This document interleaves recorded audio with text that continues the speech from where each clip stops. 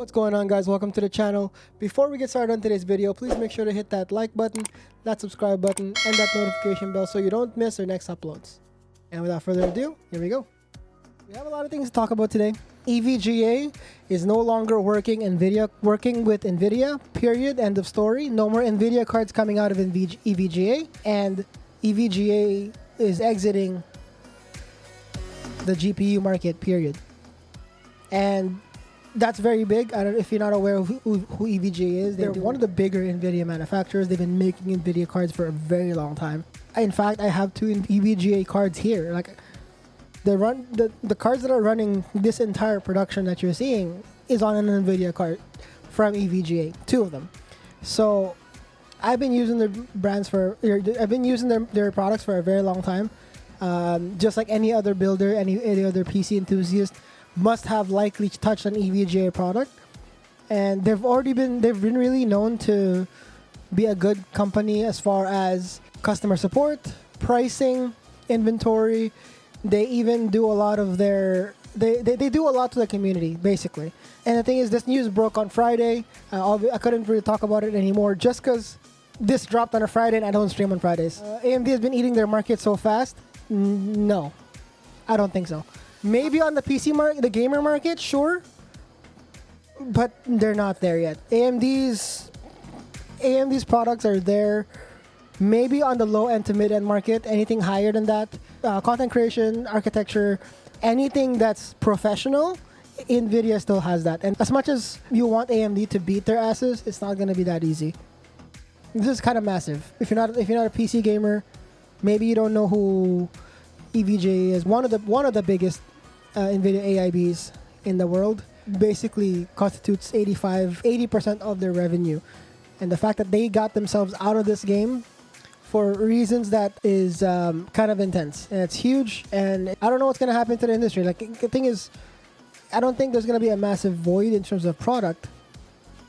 But people now know what NVIDIA does and how much of a pain in the butt is to work with them.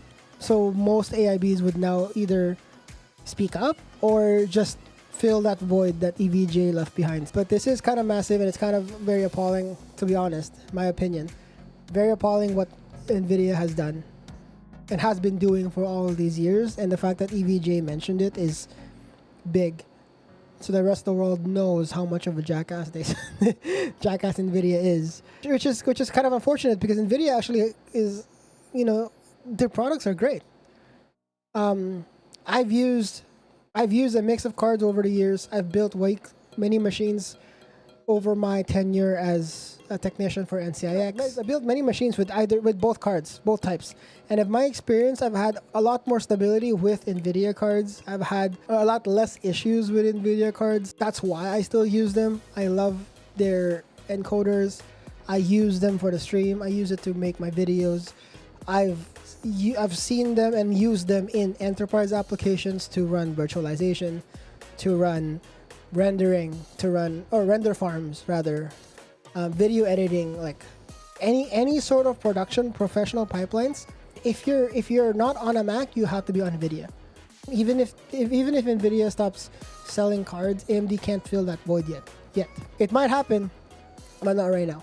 So far, what we've heard is EVGA is no longer working with NVIDIA, number one. Two is EVGA is not happy, or was not happy, I guess now it's a was not happy how NVIDIA had treated them.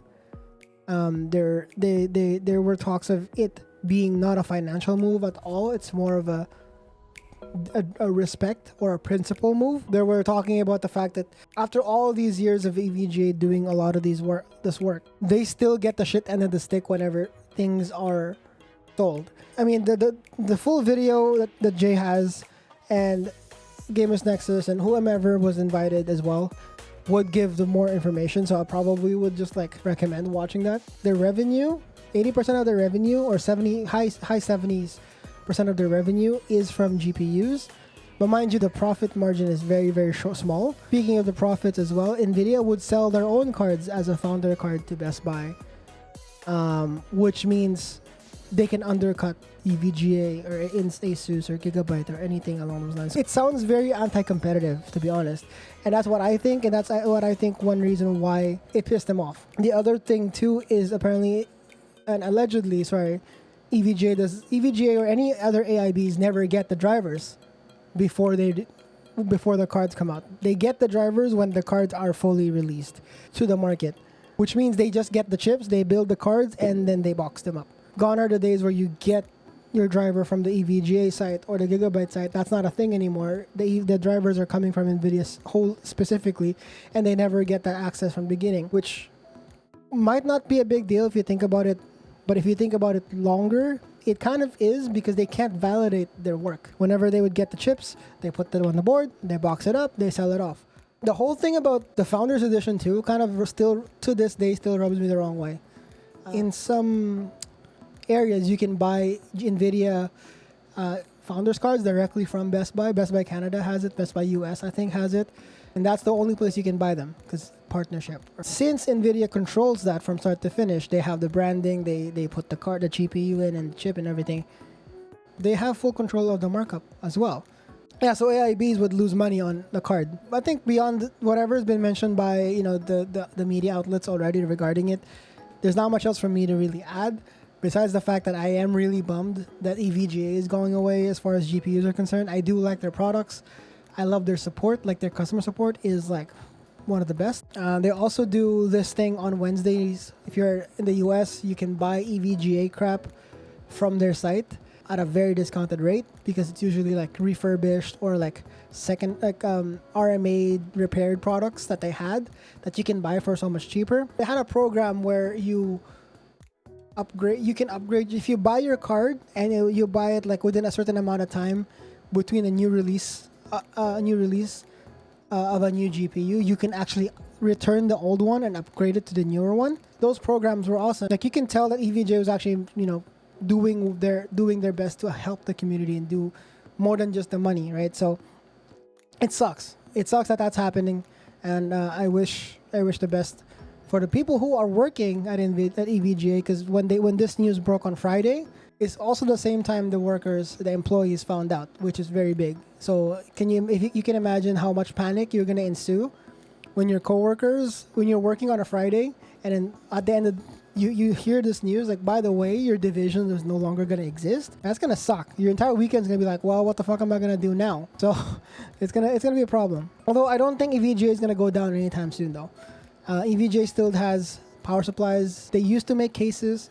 I remember them trying to make laptops as well, and hardware and like peripherals. So what I think, and this is my speculation and this is my opinion of what could happen to EVGA going forward if they stop selling cards, they're gonna try to become a Corsair. Corsair, whom they make, they make peripherals, keyboards, mice, headsets, streaming hardware like the Stream Deck and whatnot. EVGA already has their own capture card, laptops, like other products in the same space, but without the NVIDIA GPUs themselves. What I think what is going to happen is EVGA is going to become one. It's going to become more of a Corsair. That's what I think is going to happen. Yeah, you can take that to the bank and ship it. I think that's what's going to happen to EVGA. Their power supplies are awesome, by the way. Like, I've been using on really nice builds and really expensive builds. I tend to go EVGA power supplies because they last long. EVGA and Seasonic are my go-tos for power supplies. They could make their own version of a Stream Deck, maybe. Cases, again, they used to make a case called the Hadron Air right there. That's the EVGA Hadron Air. It's like small. And it was like one of the nice cases. But the only downside was at the time was the power supply was integrated. Which means if the power supply dies, you buy a new case. I hope that EVGA gets better and eventually come back from this, and I hope that the employees don't really get too much of the shaft after all of that. Thanks for watching today's video, guys. Please make sure to hit that subscribe button, that like button, that notification bell, and leave a comment below if you want to see anything else on this channel. And that being said, thank you so much for coming by. See you guys soon. Bye bye.